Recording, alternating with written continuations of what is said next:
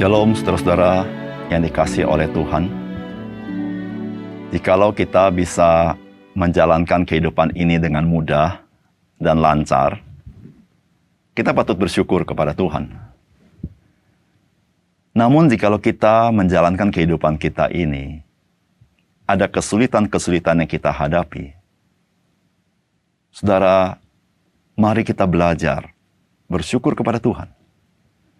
Karena kesulitan-kesulitan itu diizinkan oleh Tuhan, agar iman kita bertumbuh, dan kita mengalami siapakah Tuhan dalam hidup kita. Salam jumpa dalam program Tuhan adalah Gembalaku.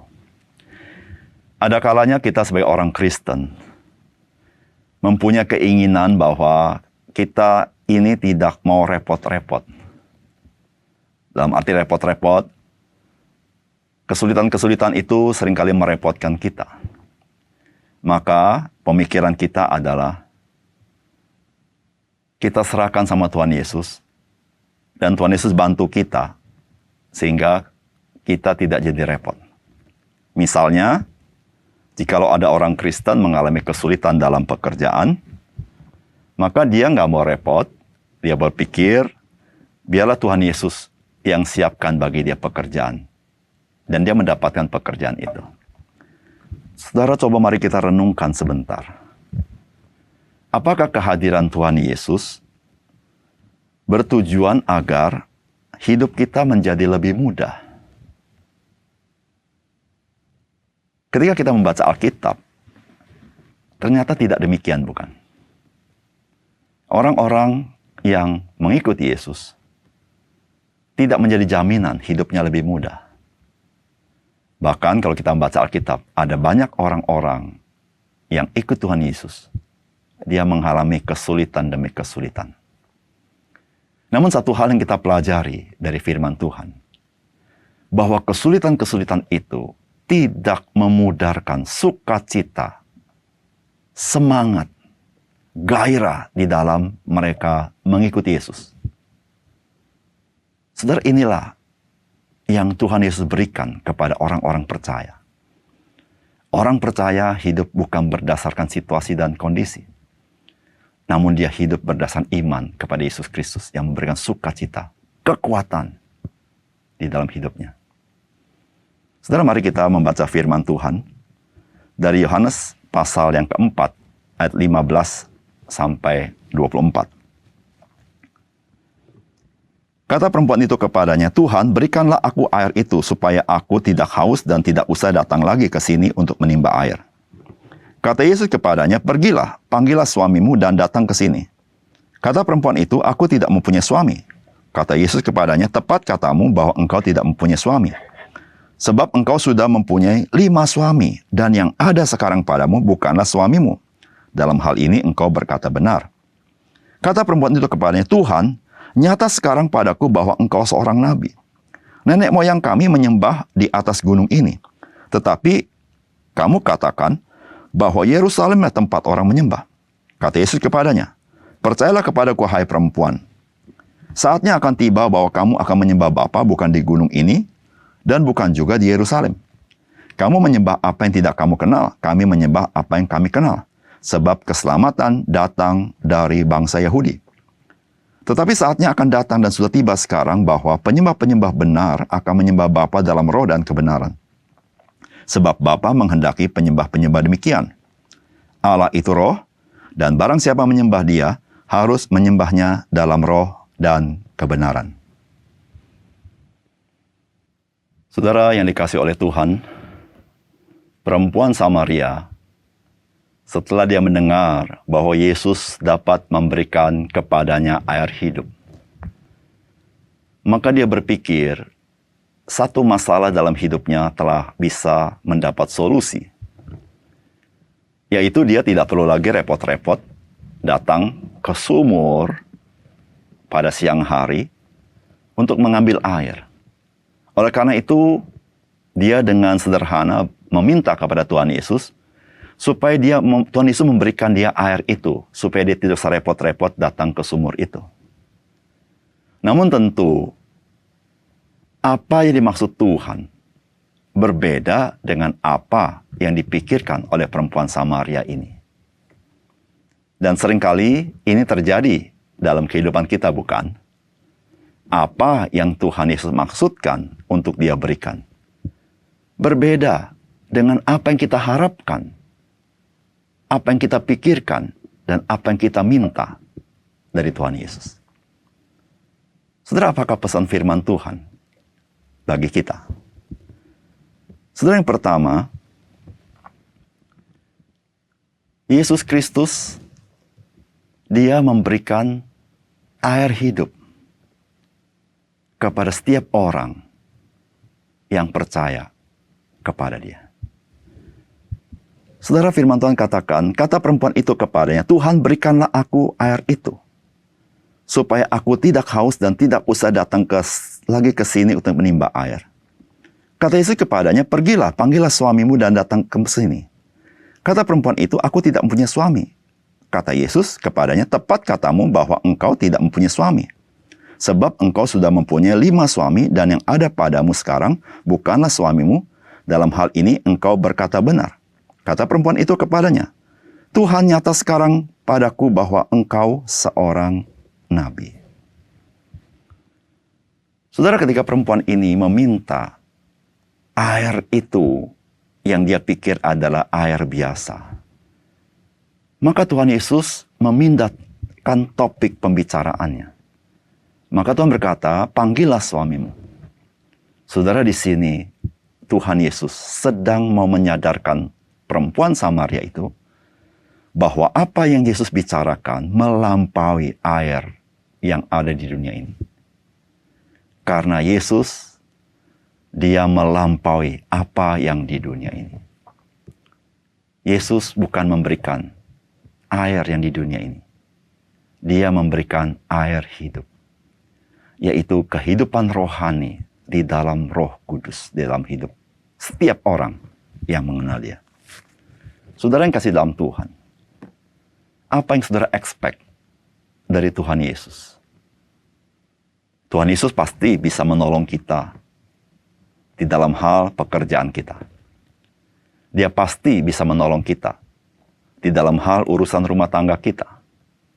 Dia pasti bisa menolong kita. Ada banyak hal dalam hidup kita. Karena kita tahu di dalam Alkitab, Tuhan juga banyak menolong orang dalam kehidupan sehari-hari. Namun, apakah saudara sudah mengalami hal yang tidak pernah bisa diberikan dunia ini dan hanya bisa diberikan oleh Tuhan Yesus? Jikalau saudara tidak merindukan hal ini, saudara menjadi orang yang rugi. Karena ada hal yang sangat berharga yang melampaui pergumulan hidup kita, yang Tuhan mau berikan kepada kita, yaitu kehidupan rohani di dalam Roh Kudus. Saudara, itulah yang membuat hidup kita berubah. Itulah yang membuat hidup kita berbeda ketika kita melalui seluruh pergumulan hidup kita. Dan kita bisa melihat akan keindahan Tuhan dalam hidup kita. Saudara, rindukanlah apa yang Tuhan Yesus berikan kepada kita. Atau rindukanlah apa yang Tuhan Yesus akan berikan kepada kita. Yaitu kehidupan rohani. Yang jauh melampaui segala pergumulan kita. Yang memberikan kita kekuatan di dalam menghadapi pergumulan-pergumulan hidup kita. Yang kedua, saudara, Alkitab memberitahukan kepada kita bahwa Tuhan Yesuslah yang membawa kita bisa datang kepada Bapa, bisa menyembah Dia, berdekat kepada Dia di dalam roh dan kebenaran. Saudara, firman Tuhan dikatakan seperti ini. Percayalah kepadaku, hai perempuan, saatnya akan tiba, bahwa kamu akan menyembah Bapa bukan di gunung ini dan bukan juga di Yerusalem. Kamu menyembah apa yang tidak kamu kenal, kami menyembah apa yang kami kenal, sebab keselamatan datang dari bangsa Yahudi. Tetapi saatnya akan datang dan sudah tiba sekarang bahwa penyembah-penyembah benar akan menyembah Bapa dalam roh dan kebenaran. Sebab Bapa menghendaki penyembah-penyembah demikian. Allah itu roh. Barang siapa menyembah Dia harus menyembahnya dalam roh dan kebenaran. Saudara, siapakah yang dapat membuat manusia bisa menyembah Bapa dalam roh dan kebenaran? Hanya Yesus yang bisa memberikannya kepada kita. Karena setiap manusia, ketika dia mencoba membangun peribadatannya kepada Allah, maka dia melakukannya di dalam ragawi, di dalam tindakan-tindakan ragawi. Tetapi Yesus, dia mencelikkan mata rohani kita dan menghidupkan roh kita dengan dia memberikan Roh Kudus kepada kita. Sehingga ketika kita menyembah Bapa, kita menyembah dalam roh dan kebenaran. Saudara yang kasih dalam Tuhan, menyembah Bapa dalam roh dan kebenaran berbicara masalah relasi yang begitu dekat. Bukan masalah perbuatan-perbuatan kita, bukan masalah aturan-aturan, tetapi sebuah hubungan yang sudah diperdamaikan. Sehingga kita dikatakan boleh memiliki persekutuan dengan Allah Bapa karena Yesus Kristus. Saudara yang kasih dalam Tuhan, ibadah penyembahan menjadi kesukaan bagi orang Kristen. Karena ibadah dan penyembahan itu bukan berbicara masalah aturan-aturan yang menekan hidup kita, sehingga kita menjadi takut akan hukuman Allah, bahwa Allah tidak berkenan.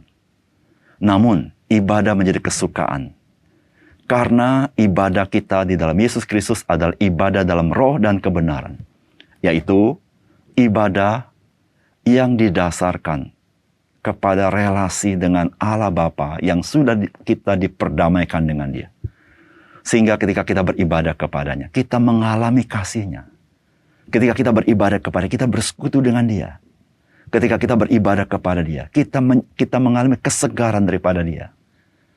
Karena ibadah kepada Bapa di dalam Yesus bicara masalah relasi kasih, yaitu kasih Bapa kepada kita dan kasih kita kepada Dia. Sehingga dengan demikian, hidup kita menjadi hidup yang disegarkan. Hidup kita menjadi hidup yang termotivasi untuk hidup di dalam berkat firman Tuhan. Saudara, inilah yang Tuhan berikan kepada kita, yang tidak dapat diberikan oleh dunia ini kepada kita, yaitu relasi yang indah dengan Allah Bapa, yaitu relasi kasih. Mari kita berdoa. Bapa surga, terima kasih untuk kebenaran firman Tuhan. Seringkali apa yang kami harap dari Tuhan berbeda dengan apa yang Tuhan ingin berikan kepada kami.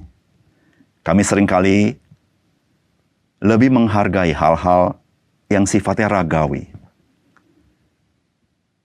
Kami kurang begitu menghargai hal-hal yang sifatnya rohani yang Tuhan berikan kepada kami. Namun sesungguhnya Tuhan, jiwa kami membutuhkan Engkau. Jiwa kami membutuhkan kasih-Mu. Jiwa kami membutuhkan relasi dekat dengan Engkau. Yaitu Engkau yang memberikan kami air hidup, yaitu Roh Kudus. Ya Tuhan, biarlah kami memiliki kerinduan sebagaimana apa yang Kau rindukan. Sehingga hidup kami menjadi hidup yang diubahkan. Hidup yang mengalami kuasa Tuhan. Hidup yang mengalami kasih Tuhan. Bahkan hidup yang menjadi berkat rohani bagi orang lain. Terima kasih Tuhan. Dalam nama Tuhan Yesus kami berdoa. Amin.